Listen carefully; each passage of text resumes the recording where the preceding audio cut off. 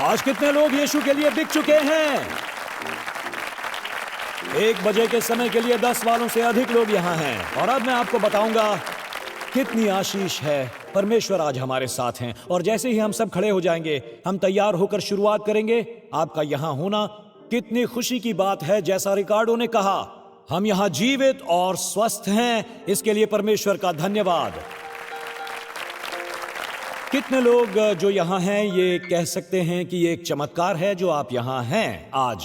कितने ऐसा कहेंगे? मैं आपके साथ हूं, हम यहाँ हैं, ये एक चमत्कार ही है। और हम कहना चाहते हैं धन्यवाद परमेश्वर कि हम आपकी भलाई का ये उत्सव मना रहे हैं। आपका धन्यवाद जो यहाँ आज 51st ब्रॉडवे पर हम हैं। और हम उनका भी स्वागत करते हैं जो न्यूयॉर्क नगर में देश भर और संसार भर से हमें देख रहे हैं। हम नमस्कार करते हैं Uganda, Kenya, Madagascar, south Africa और नमीबिया को। और इसी के साथ हमें जो लाइव देख रहे हैं Gabon, Zimbabwe, United Arab Emirates, India, Philippines और ऑस्ट्रेलिया में, उनका स्वागत है। साथ ही उनका भी जो Europe, UK, Wales, Sweden, Romania, Bulgaria, Italy, France, Switzerland से हैं। मेरी मुलाकात कुछ अद्भुत लोगों से हुई नेपल्स, नापोली से, जो हमारी एक सभा में थे। नापोली फ्रांस से और स्विट्जरलैंड, ऑस्ट्रिया से भी बहुत लोग आए हैं। हम स्वागत करते हैं Georgia, Netherland, Serbia, Greenland, Canada और नवेहो नेशन वालों का। और प्रणाम करते हैं Jamaica, Belize, Bahamas, Saint Kitts और Nevis, Grenadines, Panama, Barbados, Haiti, Peru, Argentina, Brazil, Colombia, Grenada, Puerto Rico तथा डोमिनिक रिपब्लिक का स्वागत है सबका। और यूनाइटेड स्टेट्स के 29 उपराष्ट्रों का भी आपका स्वागत करते हुए कहते हैं परमेश्वर आपको आशीष दें। मैं जल्दी से मेरे मित्रों को पुकारता हूं जो हैं यूरोप और विशेषकर लंदन से। और हम 1 अरब आत्माओं को जीतने के मिशन पर निकल रहे हैं। और एक और बात, हमारा सौभाग्य है जो हमें एक मौका मिला है ऑनलाइन पर देखने वालों से जुड़ने का, नाइट्स ऑफ वर्शिप में। और अब की बार जनवरी में लंदन की बारी है, उनके साथ हम जुड़ेंगे NOW यानी नाइट ऑफ वर्शिप में, अर्थात आराधना की रात मनाई जाएगी हीथ्रो के रेडिसन होटल में। मैं ये कहूंगा आप अपने नाम दे सकते हैं। वे जो यूरोप में हैं, आप फ्लाइट से हीथ्रो पहुंच सकते हैं।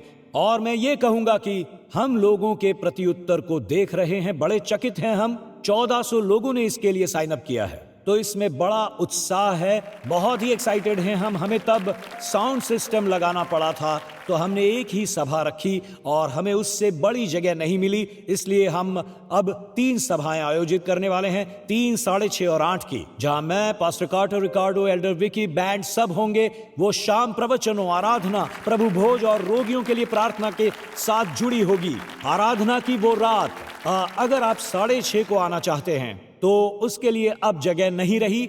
आप केवल 3 या 8 बजे ही आ पाएंगे, पर पहले अपने नाम लिखवाने होंगे। हम आपको उत्साहित करते हैं इसका भाग बनने के लिए। शुक्रवार की शाम जनवरी 17 को हीथ्रो वाले रेडिसन में, भूलिएगा मत। ठीक है, अब प्रार्थना करने से पहले मैं अब जो आपके लिए प्रचार करूंगा, इस रविवार के दिन उस बात ने मेरे मन को जकड़ लिया है और मैं इस संदेश को इस आधार पर रखूंगा, बाइबल के इस आधार पर कि योना की पुस्तक पर, जिसे आप समझ पाएंगे। योना में बहुत सारे अध्याय हैं, योना में बहुत से अध्याय हैं। मैं आपको यह समझाता हूं। उनकी अनाज्ञा ने कुछ अधिक अध्याय उत्पन्न किए जिन्हें वहां नहीं होना चाहिए था। ये बस एक ही अध्याय होना चाहिए था। जैसे परमेश्वर का वचन आया, योना ने प्रचार किया, पुनरुद्धार आया, आमीन, अगली पुस्तक। परंतु उसने जो आज्ञा नहीं मानी, 3 और अध्याय जुड़ गए और उसके साथ नाटक भी। परमेश्वर का काम करने की उसकी अनिच्छा ने कहानी में 3 नाटकीय अध्याय जोड़ दिए। कैसे, मैं बताऊंगा। आप में से कुछ इस समय इन नाटकीय अध्यायों में जी रहे हैं क्योंकि आपने गलत निर्णय लिए हैं और आप अपनी ओर से अधिक अध्याय जोड़ने लगे जो यहां नहीं होने चाहिए थे, क्योंकि कुछ ऐसे निर्णय हैं जो परमेश्वर चाहता था आप लें, उनसे आप अलग हो गए। और आज आपको फिर से उस मार्ग पर लाना है कि आप वो करें जो परमेश्वर चाहते हैं। आज का संदेश 3 शब्दों का है। मैं चाहता हूं आप मन में आशा, स्वास्थ्य, लाभ को याद रखें, पर यह एक चेतावनी भी है, हमें चेतावनी देने कि क्या होता है जब हम परमेश्वर की इच्छा से दूर चले जाते हैं। एक मूवी है जिसने मसीही संसार में तूफान मचाया था, जो थिएटर में चल रही है, जिसका नाम है बॉनहोफर, और यह है बॉनहोफर की जीवनी। बॉनहोफर के कहे शब्द हैं, ये बड़े ही गलत हैं। उसने ये कहा, एक बार आज्ञा का पालन करना चर्च में 100 उपदेश सुनने से बेहतर है। मैं इसे दोहराऊंगा, एक बार आज्ञा का पालन करना चर्च में 100 उपदेश सुनने से बेहतर है। तो आज्ञा पालन में परमेश्वर सहायता करे। इस साल परमेश्वर आज्ञा पालन में हमारी सहायता करे। तो अब अपनी आंखें बंद कीजिए और सर झुकाइए। हे पिता, अगले कुछ क्षणों में मेरी प्रार्थना है कि पवित्र आत्मा आकर हमसे बात करे। मुझे महसूस हो रहा है कि आज न्यू ऑरलियंस में मैं अपने भाइयों और बहनों के लिए प्रार्थना करूं। प्रभु परमेश्वर, जिन जिन ने आतंकी हमले का अनुभव किया है, हम न्यूयॉर्क वाले इसे समझ सकते हैं।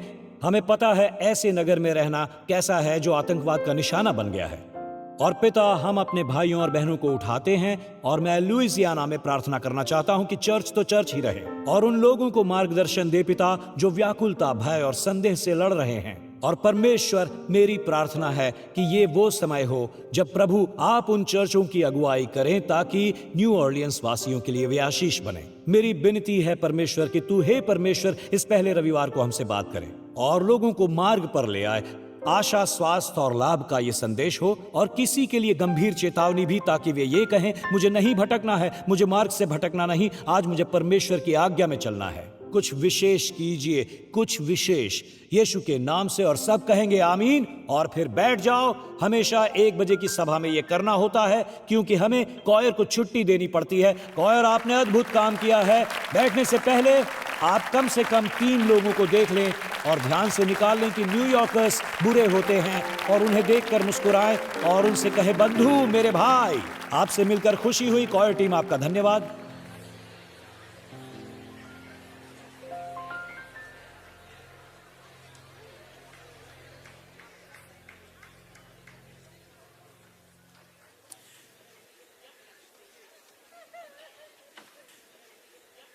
जब भी आपके दिमाग में योना नाम आता है तो वो पहली चीज आप किसे याद करते हैं? बेशक ये वो बड़ी मछली या वेल है। स्वर्णवादियों के लिए लोग योना को जब देखते हैं तो ये एक मजाक लगता है। एक मनुष्य को वेल ने जीवित निगल लिया। जी हां, एक मनुष्य को वेल ने जीवित निगल लिया जो 3 दिनों तक जीवित रहा और लोग इसे अजीब समझते हैं। और जब योना की पुस्तक का अध्ययन करेंगे तो मैं चाहता हूं आप ये देखें। ये पुस्तक कोई बड़ी मछली के बारे में नहीं बल्कि परमेश्वर के बारे में है। मैं इसे समझाता हूं, यह महत्वपूर्ण है। क्या आपको पता है योना के 80% वचन, मैं उन्हें पढ़ चुका हूं। 48 में से 38 वचनों पर यहोवा का या परमेश्वर का नाम है। मछली पर केवल 3 वचन है। इसका यह अर्थ है कि यहां की मुख्य भूमिका स्वयं परमेश्वर की है। ये एक बड़े परमेश्वर के बारे में है, ना कि बड़ी मछली के बारे में। कुछ लोग बेशक इस पूरे आधार पर संघर्ष कर रहे हैं कि किसी को मछली ने जीवित निगल लिया और जीवित बचकर ये कहानी सुनाई। और मुझे ये एक रेस्टोरेंट याद आया, मुझे टेबल भी याद आया। मैं एक पास्टर के साथ बैठा था जिसने मुझे पीके के साथ बैठने को कहा। लोग इस पीके, जो पास्टर का बेटा था, जो अपने विश्वास को लेकर संघर्ष कर रहा था, और मैं रेस्टोरेंट में बैठा था और मुझे स्पष्ट रूप से याद है वो युवा मुझे देख रहा था और योना की कहानी सुनाते हुए ये कह रहा था, बाइबल सच्ची है क्या? उसे इसकी सत्यता पर संदेह होने लगा जो शास्त्रों का सत्य है। और योना की कहानी शुरू की मैंने, और मुझे याद है मैंने उससे कहा, सचेत रहना ये गहरी बात है। और मैं बता दूं ये इतना गहरा क्यों है, क्योंकि जब हमें योना को लेकर संदेह होता है तब आपको यीशु के बारे में भी संदेह होता है, क्योंकि अब आप यीशु की सत्यता को चुनौती देते हैं। जिसने योहा की कहानी सुनाई थी, ये सुनिए, मैंने इस कहानी की सत्यता को लेकर संघर्ष नहीं किया, न केवल परमेश्वर के वचन की सत्यता के कारण, क्योंकि इसे यीशु ने अपने ही शब्दों में मान्यता दी है। मत्ती के अध्याय 12 में कुछ फरीसी और कुछ शास्त्री यीशु के पास आए, उससे एक चमत्कार का चिन्ह मांगने लगे। तो सुनिए यीशु ने क्या कहा, उसके शब्द सुनिए। इस युग के बुरे और व्यभिचारी लोग चिन्ह ढूंढते हैं, परंतु योना भविष्यवक्ता के चिन्ह को छोड़ कोई और चिन्ह उनको न दिया जाएगा। यीशु ने कहा, योना 3 रात 3 दिन जल जंतु के पेट में रहा, वैसे ही मनुष्य का पुत्र 3 रात दिन पृथ्वी के भीतर रहेगा। निनवे के लोग न्याय के दिन इस युग के लोगों के साथ उठकर उन्हें दोषी ठहराएंगे, क्योंकि उन्होंने योना का प्रचार सुनकर मन फिराया। और देखो, यहां यह है जो योना से भी बड़ा है, और संक्षेप में कहे तो तुमने पश्चाताप नहीं किया, क्योंकि यीशु ने जो किया कि मसीह ने न केवल कहानी की सत्यता की पुष्टि की, बल्कि इस कहानी के द्वारा उसने अपनी ही मृत्यु और पुनरुत्थान का चित्रण प्रस्तुत किया, जो इस कहानी के द्वारा था यीशु के जीवन का सबसे बड़ा भाग। और उसे प्रस्तुत करने के लिए उसने योना का उदाहरण दिया कि वो आगे क्या करने वाला था। इसलिए हम ये मानते हैं योना की घटना सच्ची है, क्योंकि यीशु ने कही है। अगर मैं योना पर संदेह करता हूं तो यीशु पर भी करूंगा। उस बहस को लेकर जो मेरी मनपसंद कहानी है, यानी योना की सत्यता, जब मैं एक प्यारी सी बुजुर्ग मसीही महिला की कहानी पढ़ रहा था जो अपने पोता पोती से मिलने जा रही थी। उसे यूनाइटेड स्टेट्स को पार करना था, पर जब वो प्लेन में बैठती घबरा जाती, इसलिए वो अपने साथ एक बड़ी सी बाइबल लेकर चलती।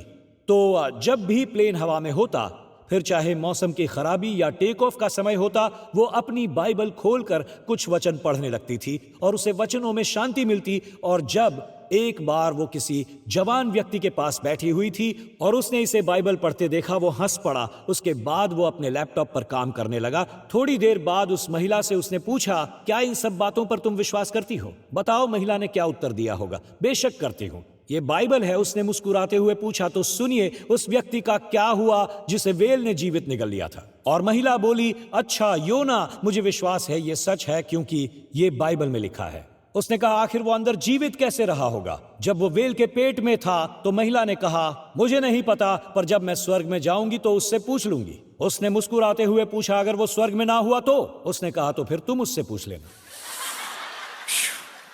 वाह दादी माँ, वाह। शुरू से ही यह स्पष्ट है, पहले 2 वचनों में परमेश्वर योना से नीनवे जाने को कहता है।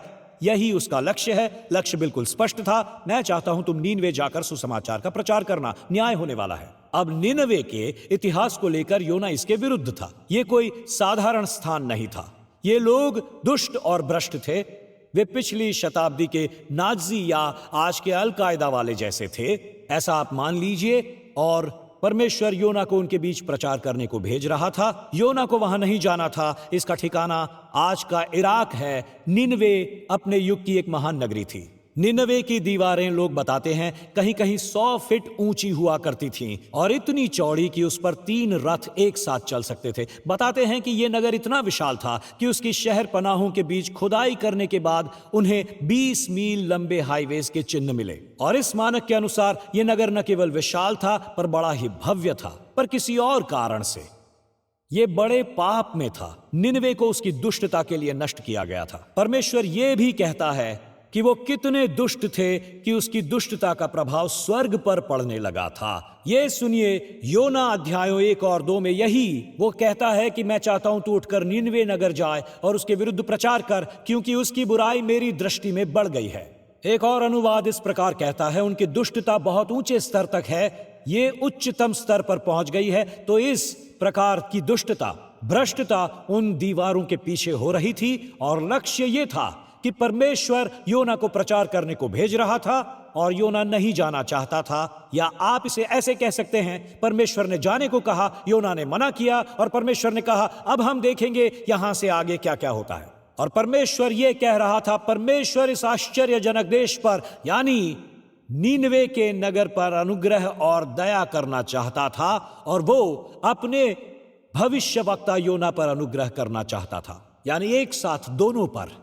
2 लोग थे जिन्हें इस कहानी में अनुग्रह की जरूरत थी। और आज मैं इस पर बोलने वाला हूं और मेरे पास 4 पॉइंट्स हैं, जिन 4 पॉइंट्स को मैं उभारना चाहता हूं। जब हम योना की पुस्तक की चर्चा करते हैं कि इसमें बहुत से अध्याय हैं जहां आज्ञा पालन करने से क्या होता है, तो वहां एक अध्याय होता पर आपने जो अवज्ञा की, तो 3 अन्य अध्याय आ गए। उन 4 में से 3 मनुष्य की अवज्ञा के कारण वहां है। योना की अवज्ञा ने अनावश्यकता विवाद को जन्म दिया और अनावश्यक विवाद उन अधिक अध्यायों को लाया। तो यह संदेश हमारे लिए आज्ञा मानने के लिए हमें चुनौती देता है, ना कि उन अनावश्यक अध्यायों को जन्म देने। क्या मैं ये कह सकता हूं, मैं 2025-26 में परमेश्वर की इच्छा अनुसार जीना चाहता हूं? मैं कोई अनावश्यक अध्याय को जन्म नहीं देना चाहता। और जब हम इस मंगलवार की शाम को शुरू करेंगे, हम इस मंगलवार को, मुझे बड़ा व्यावहारिक बने रहना है। मैं आपको बताना चाहता हूं कि हम कैसे परमेश्वर की इच्छा अनुसार चल सकते हैं, ये कैसे हो सकता है। और मैं इस मंगलवार की शाम को ये करूंगा, इसलिए किसी चीज पर लिखना शुरू कीजिए। ऑनलाइन वाले स्क्रीनशॉट्स ले सकते हैं, क्योंकि मैं आपको बताना चाहता हूं योना का प्रत्येक अध्याय। मेरे पास 4 पॉइंट्स हैं जो इन 4 अध्यायों से मेल खाते हैं, और मैं चाहता हूं आप ये समझें और देखें ये कितना महत्वपूर्ण है जब हम परमेश्वर की इच्छा अनुसार चलते हैं और कोई ड्रामा खड़ा नहीं करते। मैं बता दूं ये बहुत महत्वपूर्ण होगा। मैं बहुत ही इच्छुक हूं आज ये करने के लिए, तो मैं इसे ले चलता हूं ताकि आप आगे चलें परमेश्वर की इच्छा में। नंबर 1 ये है यूहन्ना अध्याय 1, और हम ये देखने वाले हैं परमेश्वर की सेवा करना कठिन है, पर उसके लिए ना जीना और भी कठिन। परमेश्वर की सेवा करना कठिन है। कभी कभी ऐसा होता है, मैं झूठ नहीं बोलूंगा। अगर कोई आपसे इसके अलावा कहता है तो सुनिए, परमेश्वर की सेवा में आनंद और शांति है, पर ऐसे भी समय होते हैं जब परमेश्वर आपको चुनौती देता है, परंतु परमेश्वर के लिए ना जीना बहुत ज्यादा कठिन होता है। अब सुनिए, पुस्तक का 75% हिस्सा इतिहास के सबसे महान पुनरुत्थान को नहीं, बल्कि एक विद्रोही पैगंबर को समर्पित है, और परमेश्वर के उस आशीष पर नहीं कि उसने क्या किया है। बाइबल को केंद्र मिलता है। इसका 3/3 भाग केंद्रित है एक ऐसे व्यक्ति पर जो जाकर अपनी इच्छा अनुसार करता है। देख रहे हैं कि परमेश्वर की समस्या अन्य जातियां नहीं थी, पर उसके अपने लोग थे।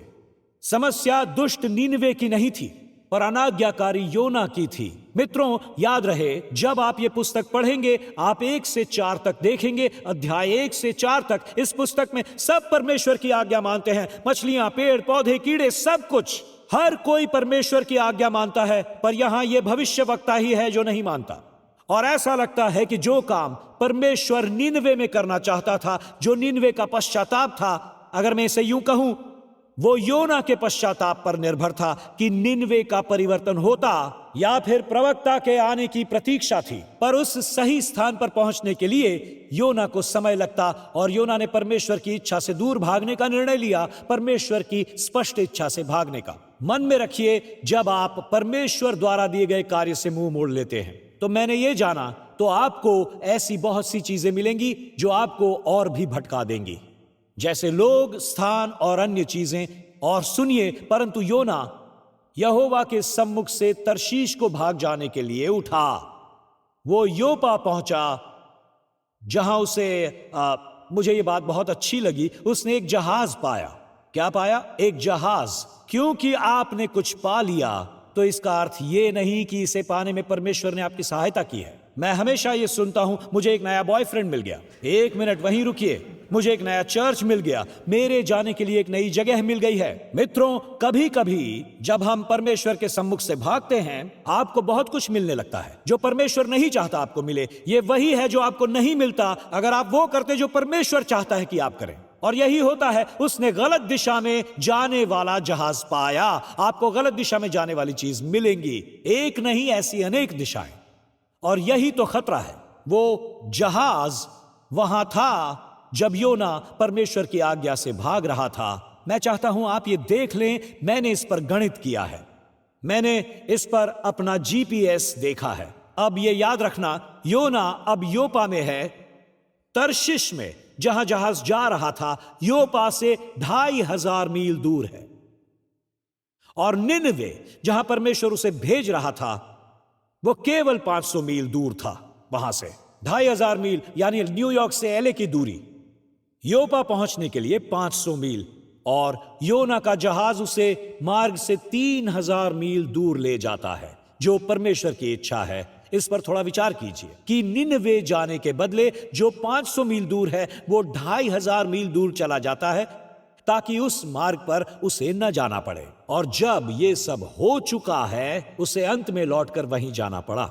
यहां वहां नहीं, उसे लौटकर वहीं जाना पड़ा, यानी 3000 मील। 3000 मील अपने मार्ग से हटकर। और आपको एहसास होने लगता है कि परमेश्वर की इच्छा के विरुद्ध जीवन जीना उसकी इच्छा में जीने के कठिन समयों की तुलना में और ज्यादा कठिन है। मैं आपको समझाता हूं। 2 नावें जो तूफान में फंसी हुई थी, एक यीशु की नाव थी, एक योना की नाव थी। सुसमाचार में यीशु नाव के निचले भाग में सो रहा था और उसने चेलों से कहा था हम उस छोर पर जाएंगे। यीशु वहां था। नाव में प्रचंड आंधी आती है, पर आपके साथ यीशु है। ये आज्ञा पालन वाली आंधी है। कुछ आंधियां स्पष्ट रूप से आपको परमेश्वर का प्रकाशन देती हैं कि वो कौन है। पर जब आपके जीवन में योना वाली आंधी आती है तो यह अवज्ञा की आंधी होगी जो आपको परमेश्वर के पास ले जाती है, ना कि प्रकाशन देने पर आपको परमेश्वर के मार्ग पर लौटाने। ये वो वाली आंधी है।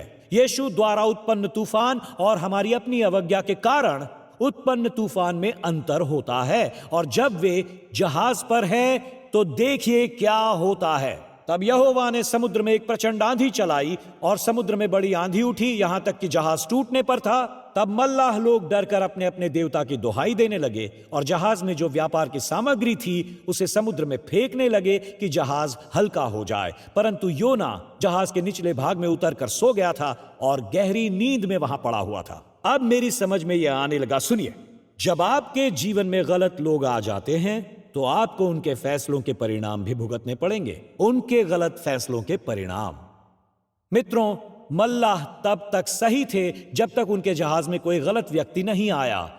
मैं बता दूं, जब आपके जीवन में गलत लोग आते हैं तो न केवल आपका इन लोगों से संबंध बन रहा है, पर आपको उनके निर्णयों का परिणाम भी भुगतना पड़ रहा है। अब आप सुनिए, शायद आप आंधी में फंसे हुए हैं क्योंकि आप गलत लोगों के साथ यात्रा कर रहे हैं। मुझे पता था ये कठिन होगा, बस मेरे साथ बने रहिए, हालात और कठिन हो जाते हैं। कोई बात नहीं। मल्लाह लोग तूफान में फंस गए क्योंकि उनके जीवन में योना आ गया था। ये एक बात है जिसे मैं अपने बच्चों को रोज बताता था। जब वे स्कूल जाते थे मैं उन्हें ये वचन सुनाया करता, क्योंकि ये वचन उनके जीवन के लिए जरूरी था। उनके जीवन के लिए मैं ये प्रार्थना किया करता था। नीति वचन 12:26, धर्मी अपने पड़ोसी की अगुवाई करता है, अगर ऐसे नहीं करोगे तो आपके जीवन में योना आ जाएगा। हे यीशु!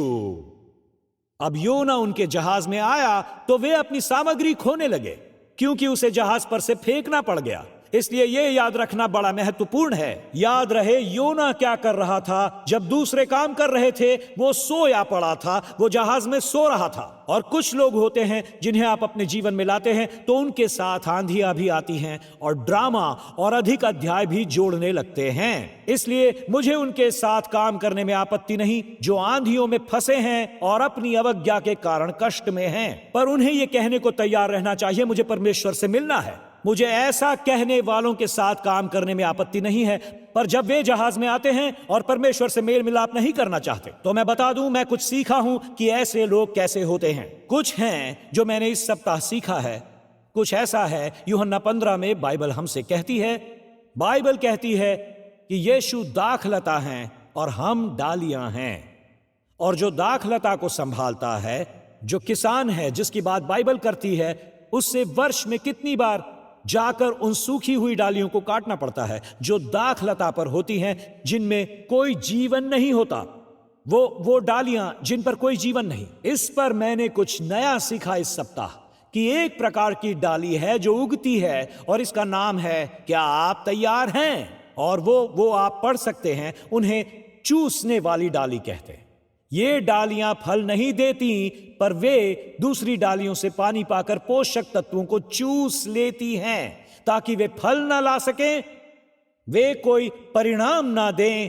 वे बस उनकी ऊर्जा को चूस लेती हैं। वो चूसती रहती हैं। क्या ये जाना पहचाना है? वो समय चूस लेती हैं, वो सब कुछ चूस लेती हैं ताकि मैं फल ना पा सकूं। मैं आपका साथ देता हूं जब आप सब कुछ ले लेते हैं और मुझे फल लाने से वो रोकता है, और तब किसान को ये करना पड़ता है, वो आकर इन्हें काट देता है ताकि डालियों पर फल आने लगे।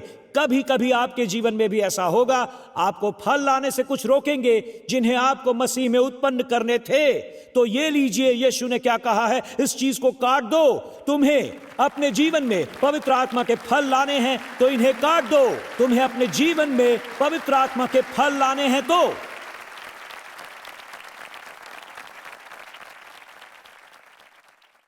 अब आपके सामने एक भविष्यवक्ता है जो परमेश्वर की बात नहीं सुनता। वो इस जहाज पर सब कुछ चूस रहा है। उसने परमेश्वर की सुनने की क्षमता खो दी है। अब एक आंधी उसका ध्यान आकर्षित करती है। मैंने बहुत सुना है, मैं निश्चित हूं कि परमेश्वर विमानों को बुरे मौसमों में फंसाता है, क्योंकि अधिक लोग आकाश में परमेश्वर से बात करते हैं भूमि की तुलना में। उन्होंने योना को समुद्र में फेंक दिया। अब सुनिए जरा, ये योना 1:17 यहोवा ने एक बड़ा सा मगरमच्छ ठहराया था कि योना को वो निगल ले, और योना उस मगरमच्छ के पेट में 3 दिन और 3 रात पड़ा रहा। अब वो वेल के पेट में है। ये सुनिए, ये बहुत ही महत्वपूर्ण है। नंबर 2, योना अध्याय 2, अवज्ञा आपके मूल्य को घटा देती है। मैं ये समझाता हूं आपको, इस पर विचार कीजिएगा। योना 1:17 कहता है, यहोवा ने एक बड़ा सा मगरमच्छ ठहराया था कि योना को वो निगल ले, और योना उस मगरमच्छ के पेट में 3 दिन और 3 रात पड़ा रहा।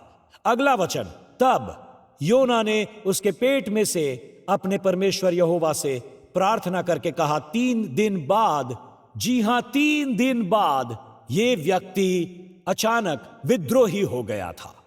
क्या मैं आपको आपके पास्टर के बारे में कुछ बताऊं? तो सुनिएगा।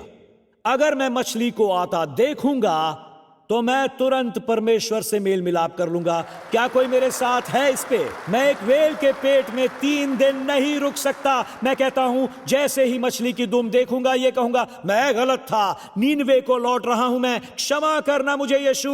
मैं ये कहता, आप फटकार की गहराई की बात करते हैं। उसे जागने के लिए 3 दिन लगे वेल के पेट में, तब जाकर वो जागा।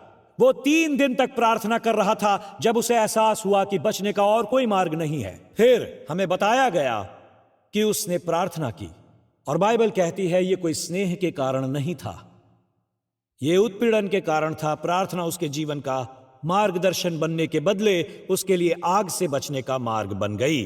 और इसे योना अध्याय 2 में सुनिए। परमेश्वर की दया की ये बात मुझे अच्छी लगती है, उसने मेरी बात सुन ली। अधोलोक के उदर में से चिल्ला उठा। अगर वो स्नेह के बदले संकट में दुआई देता, परमेश्वर तब भी उसकी सुनता। और मैंने ऐसे समय में सीखा है, मैं योना की प्रार्थना से कुछ सीखा हूं। योना जो यहां करता है वो बड़ा महत्वपूर्ण है। 3 दिन उसके बाद वो प्रार्थना करता है। कष्ट के समय आप क्या प्रार्थना करते हैं? ये बहुत ही आश्चर्यजनक है। योना की प्रार्थना 7 वचनों में है। क्या आप इसके लिए तैयार हैं? योना भजन संहिता की प्रार्थना करता है। क्या आपको पता है कि उन वचनों में 8 अलग अलग भजन संहिताएं हैं? योना 2:2 में उसकी प्रार्थना है भजन संहिता 28, 120:1, 86:13 से। और योना 2:3 में प्रार्थना है 88:6 और 42:7 से। योना 2:4 में प्रार्थना है भजन संहिता 31:22 से। योना 2:5 में प्रार्थना है 69:1-2 और 30:3 से। यह अद्भुत है, क्योंकि आपको पता नहीं आप क्या प्रार्थना करें जब आप वो सहबत भी नहीं जानते। भजन संहिता की पुस्तक पर चलिए, भजन संहिता को प्रार्थनाओं की पुस्तक बना लो। योना भजनों को याद करता है ताकि उसे प्रार्थना की भाषा मिले, जिसके द्वारा वो परमेश्वर की दुहाई दे। क्या आप जानना चाहते हैं? अपने गहरे समय में उसे वो शास्त्र मिले जिससे वो अपनी पुकार के द्वारा परमेश्वर की दुहाई दे सके। उसकी अवज्ञा ने उसके मूल्य को घटा दिया था। आप ये कैसे जानते हैं? अध्याय 1 में योना को एक खतरनाक सामान मानकर समुद्र में फेंका जाता है, और अध्याय 2 में उसे बदहजमी और फूड पॉइजन मानकर उल्टी के रूप में निकाल दिया जाता है। उल्टी के रूप में। और अचानक ये व्यक्ति जिसे आवाज बनना था, जिसे परमेश्वर की आवाज बनना था, वो यानी एक भविष्यवक्ता, मूल्य उसका घटता जाता है। वो बन गया बुरा सामान, खतरनाक सामान। उसे बदहजमी का कारण माना जाता है, क्योंकि वो नहीं कर रहा जो परमेश्वर ने कहा है।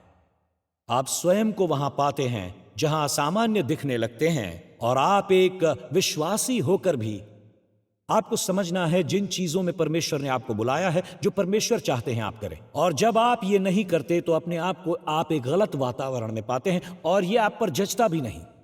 कुछ सप्ताह पहले मैं सेंट्रल पार्क में पैदल जा रहा था, और टहलते हुए मैं एक तालाब के पास पहुंचा। मैंने वहां हंसों को देखा। क्या वे सर्दियों में उत्तर की ओर जा रहे हैं? ये हंस यहाँ आते हैं, और मुझे पता नहीं कहां से, पर वे आते हैं, और पानी पर उन्हें तैरते हुए देखना बहुत ही अद्भुत है। पर जब वे पानी से बाहर आते हैं तो वो बहुत ही अजीब से लगते हैं। चलते हुए पानी में वो बहुत सुंदर लगते हैं, पर कभी कभी आपको ये पता चलता है कि जब आप एक विश्वासी होकर वो करते हैं जो आपको करना है, ये अद्भुत होता है। पर जब आप ऐसा नहीं करते, वो अजीब और गलत लगता है। मेरी एक बात ध्यान से सुनिए, आपको बनाया गया है यीशु की आज्ञा मानने। ध्यान से सुनिए, मेरी ये बात सुनिए। इसका मतलब जब आप गाने सुनते हैं, वो गाने जो यीशु के लिए बने हैं, उसका नाम ऊंचा करने के लिए, और जब आप हाथ ऊपर करते हैं, आप इस तरह लगते हैं बहुत ही दिव्य और भव्य। लेकिन जब आप ऐसे खड़े रहते हैं, आप पानी से बाहर निकले उन हंस जैसे लगते हैं। आप ऐसा करने के लिए नहीं बने हैं, इसलिए आप ऐसे लगते हैं। आप तो हाथ ऊपर करके उसका नाम ऊंचा करने के लिए बने हैं, इसीलिए तो हमें बुलाया गया है। आप स्वयं को ऐसे स्थानों में पाएंगे जब परमेश्वर आपको बचाता है, जब परमेश्वर आपके जीवन में कुछ करता है। वो कहता है नहीं नहीं नहीं नहीं नहीं, तुम्हें यहां होना चाहिए, वहां नहीं, और कोई दूसरी जगह अजीब होती है। और तब परमेश्वर हमारे अंदर कुछ करता है। जब परमेश्वर हमारे अंदर कुछ मौलिक करता है, हमें बनना है जैसा बनने के लिए परमेश्वर ने हमें बनाया है। और यहां से मैं चलता हूं योना के अध्याय 3 पर। जब योना लौटेगा तो उसके लिए वही आज्ञा खड़ी रहेगी। परमेश्वर के लिए उसे वही काम करना है। अभी भी उन अधिक अध्यायों और ड्रामा करने के बाद भी इस बात को मैं समझ पाया कि परमेश्वर को अपने सेवक को प्रचार के लिए तैयार करने में जितना समय लगा, उससे अधिक समय निनवे के पश्चाताप में लगा। जब आप यह अध्याय पढ़ते हैं, अपने भविष्यवक्ता को सुधारने में ज्यादा समय लगा एक दुष्ट नगर को सुधारने की तुलना में। अब भी सोचता हूं, जब बाइबल कहती है कि पक्के खेत तो बहुत हैं पर मजदूर कम हैं, मैं उतना निश्चित नहीं हूं। शायद पक्के खेत समस्या नहीं है, शायद मजदूर ही समस्या है। जो परमेश्वर कहते हैं मुझे एक पूरे नगर को बचाना है, पर मैं चाहता हूं मेरे लोग पश्चाताप करें। मुझे अपने लोगों को आज्ञाकारी बनाना है, मुझे तुम्हारे अंदर कुछ करना है। परमेश्वर को हम सब के अंदर कुछ करना है। इसलिए यीशु ने कहा था, पक्के खेत तो बहुत हैं पर मजदूर थोड़े हैं। इसलिए खेत के स्वामी से विनती करो कि वो मजदूर भेज दे। यहां वो हमें आज्ञाकारी जीवन शैली अपनाने की चुनौती दे रहा है। और इसलिए मैं आभारी हूं कि परमेश्वर दूसरा अवसर देने वाला परमेश्वर है। लेकिन वो ऐसा परमेश्वर भी है जो बदलता नहीं। परमेश्वर दूसरा अवसर देने वाला परमेश्वर है, लेकिन वो ऐसा परमेश्वर भी है जो बदलता नहीं। ये अद्भुत है कि जो आज्ञा योना को दी जाती है जब वो मछली के मुंह से उगल दिया जाता है, वही आज्ञा है जो उसे अध्याय 1 में दी गई थी और फिर अध्याय 3 में भी। सुनिए जरा इसे। तब यहोवा का ये वचन दूसरी बार योना के पास पहुंचा, हालेलुया, उठकर उस बड़े नीनवे को जा और जो मैं तुझे कहता हूं वो कर। वही आज्ञा जो अध्याय 1 में थी। परमेश्वर कहता है, सुन, मैंने जो तुझसे कहा था उसे बदलूंगा नहीं, क्योंकि तू गलत दिशा में गया था, जो दूसरों के लिए आशा है। अगर परमेश्वर के पास आपके जीवन के लिए बुलाहट है मिनिस्ट्री करने, और आप किसी गलत नाव पर सवार हो गए या सड़क पर एक गलत दिशा में चल पड़े, किसी कड़वाहट या चोट के कारण, चर्च से मिली चोट या जो भी हो, आप अपने आप को गलत दिशा में पाते हो, तो मैं ये कहूंगा, जब सब कुछ सही हो जाएगा, परमेश्वर के पास आपके जीवन के लिए बुलाहट होगी कि वो आपके अंदर क्या करना चाहता है, पर वो आपको पास बुलाकर वापस लाकर चंगा करेगा। और ये सच बात है, सच में अद्भुत। इतिहासकार मानते हैं कि योना को नीनवे में नहीं बल्कि योपा में उल्टी से निकाला गया था। और तब परमेश्वर कहता है, अब मैं तुझे मुफ्त में नीनवे की यात्रा पर भेजूंगा। मैं तुझे शुरू की जगह पर ले चलता हूं ताकि तुझे सही निर्णय लेने का अवसर प्रदान करूं। परमेश्वर ने उसे नीनवे में नहीं उल्टी करवाया। अब मैं तेरे लिए आसानी कर दूंगा। परमेश्वर ने कहा, मैं तुझे वापस योपा ले चलता हूं। मेरी इच्छा पूरी करने का निर्णय ले, वो कर जो मैंने करने को कहा। क्योंकि ये वो प्रश्न है जो मैंने केवल अपने जीवन के लिए नहीं पूछे हैं, पर हम सब के लिए। हम अपने छुटकारे को लेकर क्या कर रहे हैं? लक्ष्य मछली से बाहर निकलना ही नहीं है, बल्कि परमेश्वर की इच्छा के अनुसार आगे बढ़ना है। परमेश्वर को केवल आपकी कुछ आदतों को छुड़ाना नहीं है। परमेश्वर चाहता है कि आप वही करें जिसके लिए उसने आपको बुलाया है। जब परमेश्वर कुछ तोड़ता है, परमेश्वर कुछ करता है, वो आपके जीवन में छुटकारे का चमत्कार होता है। वो आपके वहीं खड़े रहने के लिए नहीं होता, पर इसलिए होता है कि आप आगे बढ़कर कहें, अब मुझे वो करना है जिसके लिए परमेश्वर ने मुझे बुलाया है। परमेश्वर की इच्छा पूरी करने के लिए बेड़ियां टूटी हैं, बंधन खुले हैं, व्यसन छूट चुके हैं। जब परमेश्वर आपको परेशानी से निकालता है, वो वहां खड़े रहने के लिए नहीं है। परमेश्वर की आज्ञा माने, क्योंकि यही वो चाहता है। मुझे नहीं पता कि आप ये समझ भी पा रहे हैं कि नहीं। 2021 प्रोविंस टाउन मैसाचुसेट्स में, अगर आपको कोई संदेह है, 2021 में आप इसे अखबार में पढ़ सकते हैं। लॉबस्टर पकड़ने वाले माइकल पैकार्ड को एक व्हेल ने निगल लिया था। यह खबर अखबारों में छपी थी। लॉबस्टर पकड़ने वाले माइकल पैकार्ड को हम्पबैक व्हेल ने पकड़ लिया था और वो बच गया था। वो सतह से 45 फीट नीचे था। लॉबस्टर को पकड़ने उससे कोई टकराया, कोई बड़ी सी चीज थी और अचानक चारों ओर अंधेरा ही अंधेरा हो गया और वो मुंह में था एक हम्पबैक व्हेल के मुंह के अंदर। बताया जाता है कि वहां 45 सेकंड के लिए वो था, जिसके बाद व्हेल ने उसे थूक दिया और उसके मित्रों ने कहा, ये तुम योना के समान थूके गए। और जब सब कुछ हो गया, वो जिमी किमेल के शो पर बताने लगा कैसे उसे एक व्हेल ने थूक दिया था। परमेश्वर आपको इसलिए नहीं बचाता कि आप जिमी किमेल शो पर पहुंचे, परंतु इसलिए ताकि आप संसार को बताएं कि परमेश्वर ने आपके साथ क्या किया है, कि परमेश्वर ने मुझे छुड़ाया है, मुझे आजाद किया है, स्वयं परमेश्वर ने। अब यह अद्भुत बात है, अध्याय 3 इसके साथ समाप्त होता है। जब परमेश्वर ने उनके कामों को देखा, यह बात है निनवे की कि वे कुमार्ग से फिर रहे हैं, तब परमेश्वर ने अपनी इच्छा बदल दी और उनकी जो हानि करने की ठानी थी उसको न किया। पुनः प्रवर्तन इस देश में आता है, अविश्वसनीय और ऐतिहासिक जो पुनः प्रवर्तन इन 100 फीट ऊंची शहर पनाहों के अंदर शुरू होता है, जिसकी बातें इतिहासकारों और पुनरुत्थानवादियों ने की है। वो मानव इतिहास का एक महत्वपूर्ण पुनःवर्तन है। उस जैसा एक दुष्ट देश वे कहते हैं, और उसमें जो देखा गया वो परमेश्वर का चमत्कार था। और ये कहानी केवल हमें सुननी ही नहीं है, पर यह कहानी वहीं समाप्त हो जानी चाहिए थी। पर इन 3 अध्यायों के अंत में जो होता है, और मैं बड़ा आभारी हूं जो परमेश्वर ने 4था अध्याय इसमें जोड़ा है, क्योंकि ऑल्टर कॉल पर उसका समापन होने के बजाय जहां लोग परमेश्वर और भविष्यवक्ता की प्रशंसा करते हैं, तो वहां बात वास्तविकता की होती है। मैं बड़ा आभारी हूं जो अंतिम अध्याय वहां आ गया, और अंतिम अध्याय योना 1, 2, 3 के बाद मुझे मेरे लिए योना 4 भी चाहिए था, बहुत जरूरी था वो। और मैं ये समझ पाया योना का परमेश्वर बड़ा भावनात्मक हो सकता है। मैं आपको समझा देता हूं, जब तक संगीत वादक आते हैं, और जैसे ही हम समापन करने वाले हैं तो ऐसे दिख रहे हैं ये एक नया व्यक्ति लगने लगा। आज हम जल्दी समाप्त करने वाले हैं, इतनी आशा मत रखो, समापन के लिए लंबा समय है। आपने सोचा मैं बदल गया हूं, पर ऐसा बिल्कुल नहीं। निनवे परमेश्वर की इच्छा है, उसे वहां पर होना है और वहां वो पहुंचता है। और मैंने ये सीखा है, परमेश्वर की इच्छा में होकर जरूरी नहीं आप प्रतिदिन खुश रहेंगे। मैंने क्या पाया, मैंने सोचा जब तेरी इच्छा मैं पूरी करूंगा परमेश्वर, जिसका अर्थ है तेरी इच्छा को पालना, तब अचानक मैं ये कहता हूं आज का दिन अद्भुत होगा। और दिन प्रतिदिन मैंने ये सीखा, परमेश्वर की इच्छा से कई भावनाएं जुड़ी होती हैं। तो वो 99 में है।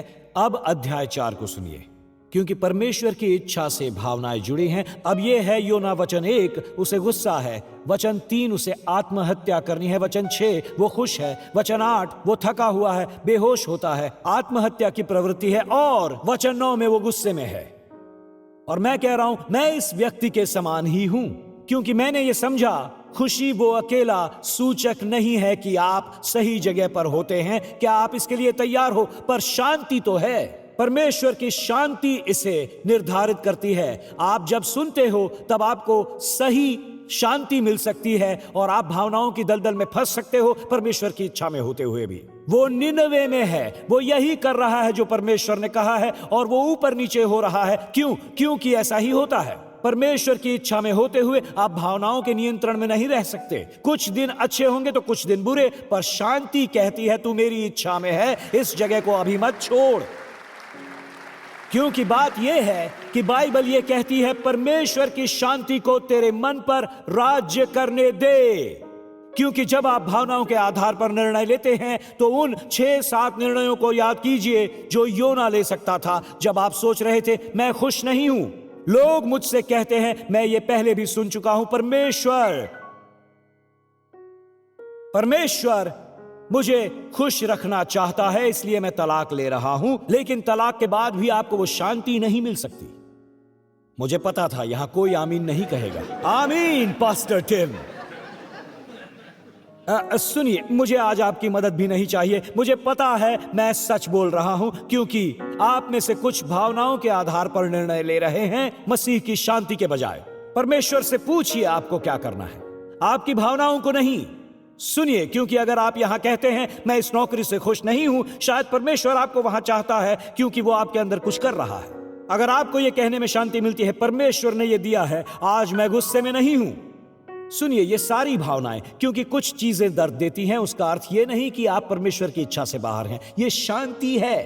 आप जानते हैं ये शांति महत्वपूर्ण क्यों है? क्योंकि ये भावनाओं को प्रबल होने से रोकेंगी। ये लीजिए, और शांति परमेश्वर की जो हर एक बात से परे है, हालेलुया। तब परमेश्वर की शांति जो समझ से बिल्कुल परे है, हालेलुया, तुम्हारे हृदय और तुम्हारे विचारों को सुरक्षित रखेगी। ये हृदय है, ये सारी भावनाएं हैं मसीह यीशु में जो परमेश्वर ने मेरे लिए नियुक्त किया है। बात बस इतनी सी है, परमेश्वर हमें चुनौती दे रहा है। जैसे ही मैं समापन करने वाला हूं, प्लीज मेरे साथ खड़े हो जाइए। मैंने कहा था आज का संदेश आशा, पुनर्प्राप्ति और चेतावनी का संदेश। चेतावनी वो कौन सा काम था जो परमेश्वर ने आपसे करने को कहा और उसके बदले आप एक जहाज में बैठ गए और आज आप मार्ग भटक गए हैं। वो आखिरी बात परमेश्वर ने क्या कही थी? वो दूसरा विकल्प जो आपने चुना, आपने जहाज चुना, आपको एक जहाज मिल गया, आपको दूसरा विकल्प मिल गया। मैंने भी ये पहले किया हुआ है। मैं अपने विकल्प लेकर आया। तेरा धन्यवाद परमेश्वर, पर तेरे विचार में यह काम ऐसा नहीं होना चाहिए। और ये एक चेतावनी है और आप मार्ग से भटके हुए हैं। और अधिक अध्यायों के साथ मैं इतना कह रहा हूं, हे परमेश्वर, क्या मैं आप लोगों से सच कहूं, मुझे शरीर में शैतान के कारण बड़ा कष्ट होता है। मुझे अधिक अध्याय नहीं चाहिए, मुझे बिल्कुल वैसा ही करना है। और उसका संदेश आशा का संदेश भी है। परमेश्वर ही दूसरा मौका देने वाला परमेश्वर है। और यह पुनर्प्राप्ति का संदेश है। परमेश्वर ने जो आपसे करने के लिए कहा है, वो बदला नहीं जिसके लिए बुलाया है, और वो अभी भी आपको बुला रहा है। चाहे वो क्षमा याचना हो, चाहे आपको सच बोलना हो, चाहे आपकी उदारता हो, या पैसों की बात हो, या दशमांश या दान अर्पण की बात हो, यह किसी योग्य नहीं है। मैंने ये किया है, मैं ये कर चुका हूं। मुझे एक जहाज मिला, हम सबको एक जहाज मिला है जिसका नाम है बहानेबाजी। हम सब ने ये किया है जिसे कहते हैं बहानेबाजी। मुझे याद है जब जवानी में मैं मिनिस्ट्री में था और मैं सेवा नहीं किया करता था, पर उसके बाद भी मुझे हर सप्ताह $45 मिलते थे। और इस पर मैंने ये कहा, दशमांश देना है क्या? और मैंने सोचा, मेरे दशमांश मेरी स्वयं सेवा है। मैं आपको बता दूं, उस समय ये गलत जहाज चुनना था और मुझे मेरे जीवन में ढेर सारा ड्रामा सहना पड़ा इस वजह से। और परमेश्वर मुझे एक स्थान पर ले आया। मैंने ये पहली सभा में नहीं बताया। मुझे लगा बात पैसों की नहीं है, पर मैं अपने ड्रामा की बात कर रहा हूं। मुझे बहाने वाले नाम का जहाज मिला, और मुझे वैसा जहाज मिला ताकि उसमें मुझे कुछ अच्छा महसूस हो। और मैं बता दूं, परमेश्वर मुझे वापस अपनी जगह ले आया। चाहे ये कोई संबंध तोड़ने की बात हो जो आपकी नाव को फंसा रहा है और फल को आने से रोक रहा है, दूसरा मौका देने वाले परमेश्वर के बारे में अच्छी खबर है। यह आशा के बारे में एक अच्छी खबर है। लंबा समय नहीं हुआ जब हम एक जगह से कार को किराए पर ले आए। मुझे पता नहीं था मैं कहां था, और आप अपना फोन लेकर उसे जीपीएस से जोड़ते हैं और कहते हैं मुझे यहां जाना है, मुझे वहां पहुंचना है। क्या आप जीपीएस की उस आवाज के आभारी नहीं हैं? वो आवाज जो आपको मार्ग से टलने से रोकती है। मैं बड़ा आभारी हूं कि इस महिला की आवाज, मैंने अपनी आवाज में एक लहजा डाला, ये अंग्रेजी लहजा, और ये कहने लगा जब संभव हो तो पलट जाओ। ये एक बहुत ही एक्सेंटेड आवाज में, जब संभव हो तो पलट जाओ। मुझे ये अच्छा लगता है और मैं कहता हूं इसके लिए आप बड़े दयालु हैं। आपका बहुत बहुत धन्यवाद। हम गिनते हैं, आपसे गलती होती है उसे भी हम गिनते हैं। कल्पना कीजिए अगर जीपीएस मतलबी होता। सच में मैं एक मील से कह रहा हूं यहां से बाहर निकल जाओ। मैंने तुम्हें 500 फीट से बाहर निकलने का मौका दिया, पर किसी भांति तुम अपनी ही चला रहे हो। तो तुम्हें पता होना चाहिए वहां कैसे पहुंचना है ताकि मैं बाहर निकलूं। कल्पना कर सकते हैं आप, ऐसा अगर आपका जीपीएस कहता कि यहीं पलट कर आप, और आप कहते हे मुझसे गलती हो गई, क्या तुम लौट सकते हो? वापस आओ, मेरी मदद करो। परमेश्वर के जीपीएस सिस्टम के लिए इसका धन्यवाद। तो मैं आपको बता दूं परमेश्वर आपसे क्या कह रहा है। जब भी संभव हो लौट जाओ, और आज ये संभव है। लौट आओ, मार्ग पर वापस आ जाओ, वो करो जो परमेश्वर कह रहा है। आज आपके लौट आने का दिन है। इब्रानियों 3:7-8 सो जैसा पवित्र आत्मा कहता है कि यदि आज तुम उसका शब्द सुनो तो अपने मन को कठोर न करो। और आज के दिन जब मैं प्रार्थना करूंगा उसमें उतने अध्याय होंगे जितने होने चाहिए। ड्रामा अध्याय नहीं होंगे, अब से नहीं होंगे। और आज आप में से कुछ जो यहां हैं ड्रामा वाले उन अध्यायों में जी रहे हैं। पता है, वही पवित्र आत्मा जिसकी आप में से कुछ ने निंदा की है, और मैं भी कर चुका हूं, जिसने हमें कायल किया है। ये मत करो, वो मत करो, यहां मत जाओ। हम पीछे बैठे हुए हैं, मैं और बुजुर्ग लोग, और मैं कुछ कहने वाला था। पहली ही सभा और मैं कुछ कहने जा रहा था। मुझे लगता है आप भी वहां थे रिक। मैं कह नहीं सकता, बात बाहर आने ही वाली थी और पवित्र आत्मा ने कहा ये मत कहो।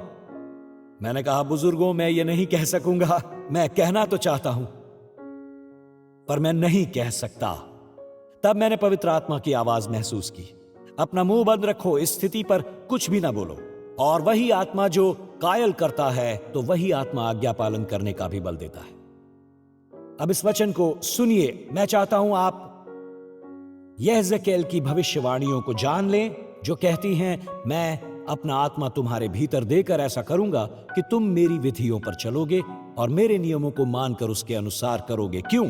क्योंकि वही आत्मा जिसने आपको चेतावनी दी थी, वही आत्मा आपको सशक्त भी करता है। तो ऐसा होता है कि जब वो आपको कायल करने लगता है, वो आपको ये कहने के लिए कायल नहीं करता आप तो अपने आप से कर ले। वो कहता है मैं तुझे अपने मार्ग पर लौटने का बल दूंगा। क्या मैं आपसे पूछ सकता हूं, बालकनी सामने जो देश विदेश से हमें देख रहे हैं, कि कितने ये कह रहे हैं कि किसी चीज को पलट कर आना है, मुझे इस साल अपने मार्ग पर लौटना है? तो क्या आप अपने हाथ ऊपर उठाएंगे और कहेंगे आज मुझे सही मार्ग पर आना है? मुझे नहीं पता वो क्या है। मैं बस इतना जानता हूं, जैसा मैंने पहले भी कहा, मुझे नहीं पता कौन से अध्याय ये कह रहे हैं। अगर मैंने वो कहा होता तो मैं अपने शरीर के अनुसार करना चाहता था, तो मैं 2-3 अध्याय और जोड़ देता। कौन जाने। जब परमेश्वर ने कहा चुप रहो, क्यों? मुझे पता है मेरे अंदर कुछ है जो बाहर निकलने के लिए बेताब हो रहा था। मुझे इसे बाहर निकालना था। तो वही आत्मा जो मुझे कायल करता है, वही पवित्र आत्मा आपको सशक्त करके उसके वचन का पालन करवाएगा। पवित्र आत्मा के लिए परमेश्वर का धन्यवाद। तो अब मैं आपको ऐसा करने को कहूंगा। क्या आज आप इस जगह योपा बनाएंगे? आप में से कुछ ऐसे जी रहे हैं उस नाव पर हो, जैसे कुछ ऐसी नाव पर हो, चाहे वहां नाराजगी हो, चाहे वो कड़वाहट हो। परमेश्वर कह रहा है इस नाव पर से उतरो। मछली का इंतजार न करो, आंधी का इंतजार न करो, उतरो और अपने मार्ग पर लौट आओ इसी वक्त।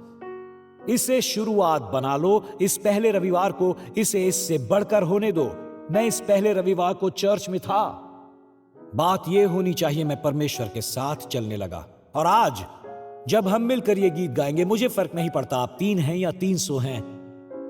मैं चाहता हूं गाते समय हम विश्वास करें मैंने यीशु के पीछे चलने का फैसला किया है। ये लौटने का गीत आज हमारा सही जीपीएस होगा, जो हमें वापस सही मार्ग पर ले आएगा। बालकनी वालों, सामने वालों, ये जो ऑनलाइन रुके हैं, वो हम आपके लिए प्रार्थना करने वाले हैं।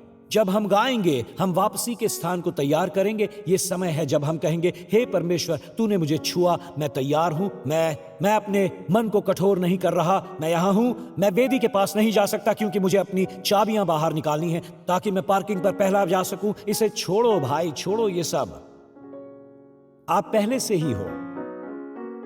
आप पहले से ही, सुनिए, आप फंस चुके हैं। आप अपनी पत्नी से इस प्रकार कह रहे हैं चलो खड़े होते हैं। ये लोग अब गाएंगे, तब हम निकल जाएंगे। रुकिए और कहिए हम वेदी के पास जाएंगे।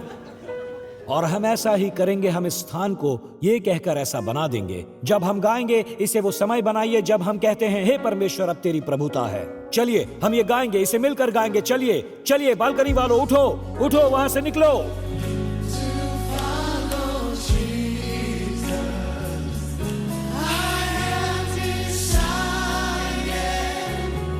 To follow Jesus.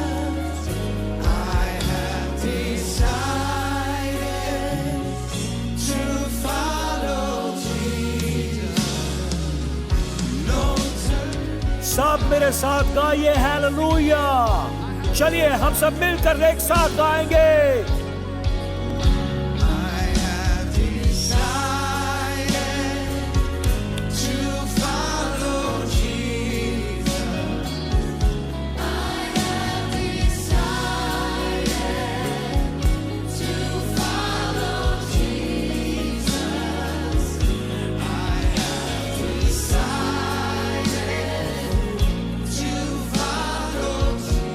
सब मेरे साथ गाइए हालेलुया।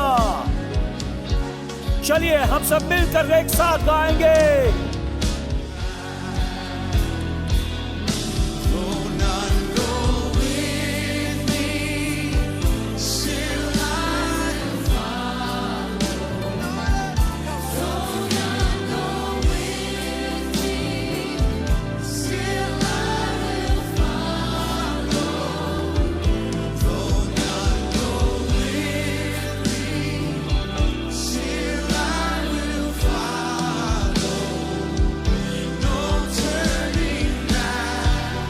चलिए क्रूस के आगे आगे, पूरा संसार मेरे साथ है, आज गाइए।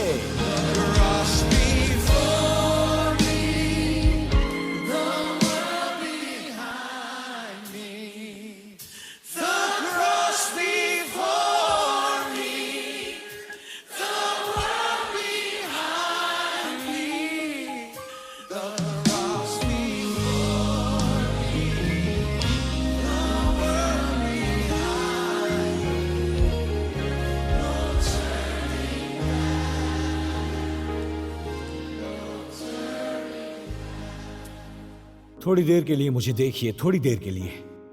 यही वो दिन है और हम ये कह रहे हैं, आज हम एक प्रतिबद्धता कर रहे हैं और अधिक अध्याय हैं। आमीन।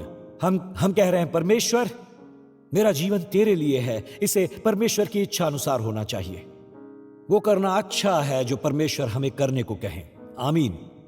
मुझे नहीं पता परमेश्वर आपसे क्या करने को कह रहे हैं, मुझे ये भी नहीं पता आप यहां क्यों हैं। मुझे पता है कि परमेश्वर मेरे मन से क्या कह रहे हैं। मैं चाहता हूं तू ऐसा कर, मैं जो मांगता हूं वो मुझे चाहिए, क्योंकि प्रभु ने जो आपके भविष्य के लिए तय किया है, मैं वही बता रहा हूं। मुझे अपना ये ड्रामा यहां खत्म करना है, समय पूरी तरह से उसी काम में लगाना है जो परमेश्वर चाहता है। और उसके लिए जो भी हमारे दर्शक हैं, शायद आप इस स्थान पर बैठे हैं या महसूस कर रहे हैं, जैसा मैंने पहले भी कहा कि आपने इस स्थिति को बर्बाद कर दिया है। मैं बता रहा हूं, यह अच्छी खबर है। योना 3:1 अच्छी खबर।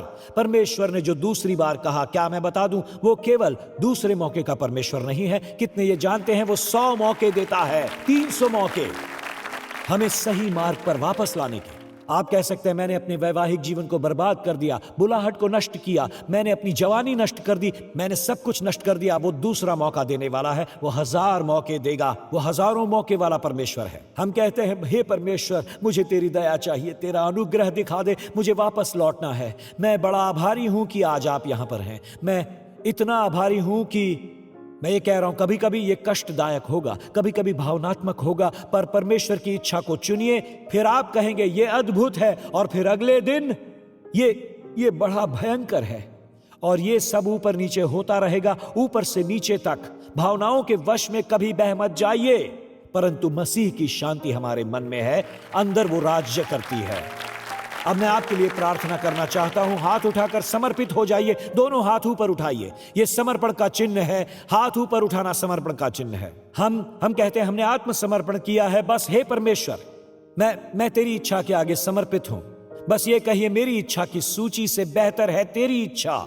और इसीलिए हे पिता, जब मेरे हाथ ऊपर उठ चुके हैं, तो मैं कहता हूं, इस वर्ष के लिए तेरा धन्यवाद कि तूने मेरे मुंह से ये बकवास शब्द निकलने से रोका। तूने रोके हैं परमेश्वर। पता नहीं, शायद मैं अध्यायों को उत्पन्न करता, बहाने बनाता, क्षमा मांगनी पड़ती मुझे उसके लिए, लेकिन प्रभु इतना कहता हूं, तेरा धन्यवाद कि पवित्र आत्मा ने मुझे कायल किया और उसी ने मुझे सशक्त भी किया। वही पवित्र आत्मा कहता भी है, रुको, इसे छोड़ो, उस व्यक्ति को जाने दो, हाँ मत कहो, ये करो, वो करो, ये मत करो। वही आत्मा जो कहता है, मैं तुझे ये करने की शक्ति दूंगा। हे परमेश्वर, हमारे अंदर तुम्हारी आत्मा को रख दो। और हम यीशु को कहेंगे, धन्यवाद पवित्र आत्मा बलशाली है, उससे भी कहीं ज्यादा बलशाली, मेरी फिजूल इच्छाओं से ज्यादा। हमें ऐसे जहाजों से उसने उतारा है, हमें परमेश्वर की इच्छा में उसने चलाया है। गलत दिशा में जाने से, हमें जहाजों में बैठने से उसने रोका है। लोग हमें अपने जहाज पर बुलाएंगे, हम कहेंगे नहीं, परमेश्वर से कहेंगे मुझे तेरी इच्छा चाहिए। क्या हम सब कहेंगे मुझे तेरी इच्छा चाहिए परमेश्वर, न कुछ ज्यादा न कुछ कम, मुझे बस तेरी इच्छा चाहिए।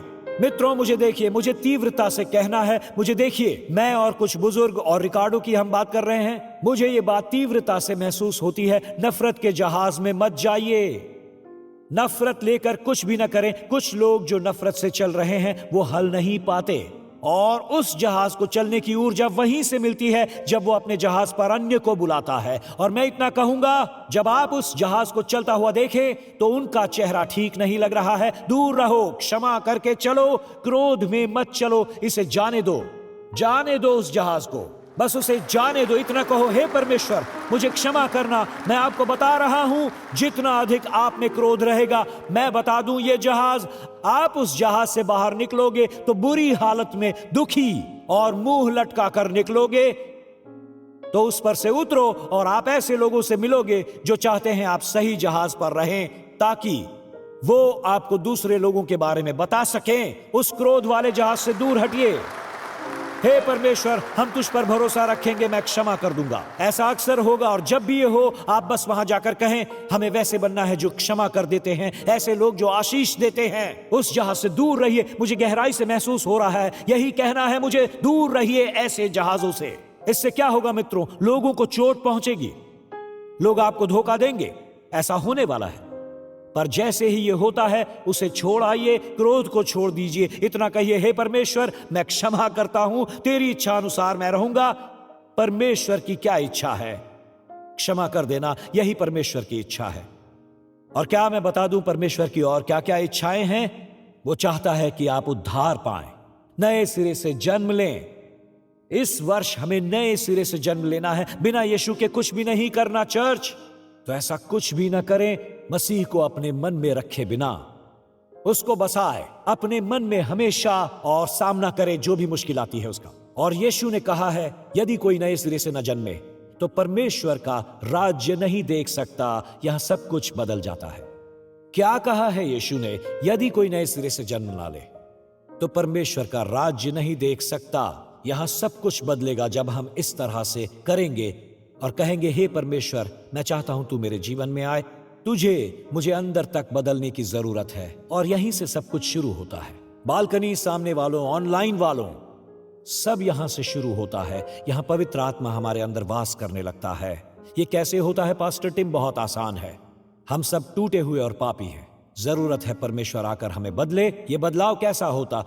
विश्वास करने का। विश्वास करो कि परमेश्वर, उसने अपने पुत्र को भेजा हमारी अवस्था बदलने, और उसे प्रभु मानकर स्वीकारना। यह महत्वपूर्ण है। प्रभुता का अर्थ है, जब मैं अन्य जहाजों में जाना चाहता हूं तू उस मार्ग से नहीं जाएगा। मैं तुझसे बहुत प्रेम रखता हूं, इसलिए तुझे गलत दिशा में नहीं जाने दूंगा।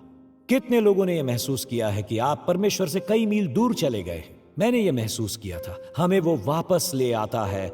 आज पुनर्प्राप्ति, आशा और परिवर्तन का दिन है, ताकि इस नए साल में प्रवेश करते हुए हम कहें, हे परमेश्वर मेरे जीवन में आकर मुझे अंदर से बाहर तक बदल दीजिए। सिर झुकाने की या आंखें बंद करने की जरूरत नहीं। बालकनी या सामने वाले, ऑनलाइन वाले, स्पष्ट रूप से कहें, पास्टर टिम आज मैं चर्च में हूं, मुझे अपने जीवन में परमेश्वर चाहिए। मैं नए वर्ष में बिना परमेश्वर के नहीं जाऊंगा। मैं नए सिरे से जन्म लूंगा, और यह परमेश्वर के साथ एक संबंध की शुरुआत है, और मुझे कई क्षेत्रों में सहायता की जरूरत है। परमेश्वर क्षमा करना और आकर मुझे चंगा करना, और वो हर चीज को नया बना देता है। वो क्षमा करता है, वो क्षमा करने वाला है, दयावान परमेश्वर। अगर आज आप यहां हैं और कहते हैं, पास्टर टिम जब आप नए सिरे से जन्म लेने की प्रार्थना करोगे, क्या मेरा भी नाम लोगे उस प्रार्थना में? क्या मुझे उसमें शामिल करोगे? नए सिरे से जन्म लेकर बढ़िया शुरुआत नए साल की, मुझे परमेश्वर के साथ नई यात्रा शुरू करनी है। अगर आज आप बालकनी या सामने वाले फ्लोर पर हैं और इस प्रार्थना में शामिल होकर परमेश्वर को अपने जीवन में लाना चाहते हैं, तो कहिए हाथों को ऊपर उठाकर, यस यस यस, हाँ हाँ हाँ, मैं धन्यवाद धन्यवाद परमेश्वर, मैंने देख लिया। ऑनलाइन वालों, मैं चाहता हूं सब मेरे साथ प्रार्थना करें। चलिए जोर से कहिए, प्रार्थना कीजिए, प्रिय प्रभु यीशु, मुझे विश्वास है तू परमेश्वर का पुत्र है। मुझे विश्वास है तू क्रूस पर मरा, तूने मेरे पाप, मेरी लज्जा, मेरे दोष अपने ऊपर ले लिए और उनके बदले तू मरा। तूने मेरे बदले नरक का सामना किया ताकि मुझे वहां न जाना पड़े। तू मृतकों में से जी उठा ताकि मुझे स्वर्ग में एक स्थान, पृथ्वी पर एक उद्देश्य और तेरे पिता के साथ एक संबंध मिले। आज प्रभु यीशु, मैं अपने पाप से मन फिराकर नए सिरे से जन्म ले रहा हूं। चलिए एक बार कहिए सब, परमेश्वर मेरा पिता है, यीशु मेरा उद्धार करता है, पवित्र आत्मा मेरा सहायक है और स्वर्ग मेरा घर है, यीशु के नाम से। और सब कहेंगे आमीन, आमीन और आमीन, आमीन।